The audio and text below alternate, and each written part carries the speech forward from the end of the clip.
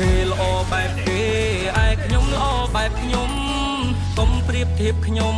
ទៅនឹងនរណាម្នាក់ខ្ញុំមានតែមួយមិនអាចមានពីរនាក់ចងចាំឲ្យជាងមុននិយាយគួររៀនត្រេកអរនឹងភាពជោគជ័យគេបញ្ហាទាំងទ្វេគឺគេនឹងត្រួតត្រាយបើយើងមិនជួយមិនដេញនាំក្តៅក្រហាយឈប់បានទើបឆ្ងាយចេញពីភ្លើងក្រុមគ្នាកើតមកក្នុងលោកាមួយនេះសុទ្ធតែពិសេសត្រូវធ្វើជាខ្លួនយើងពេញចិត្តទទួលគ្រប់រឿងដែលកើតឡើងទួងជួបព្យុះភ្លើងខ្ញុំគឺខ្ញុំ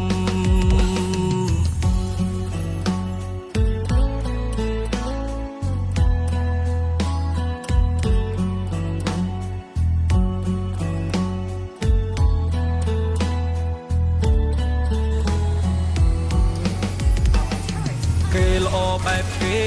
ឯខ្ញុំល្អបែបខ្ញុំកុំប្រៀបធៀបខ្ញុំទៅនឹងនរណាម្នាក់ខ្ញុំមានតែមួយមិនអាចមានពីរនាក់ចងចាំឲ្យជាងមុននិយាយគួររៀនត្រេកអរនឹងភាពជោគជ័យគេបញ្ហាទាំងទ្វេគឺគេនឹងត្រួតត្រាយ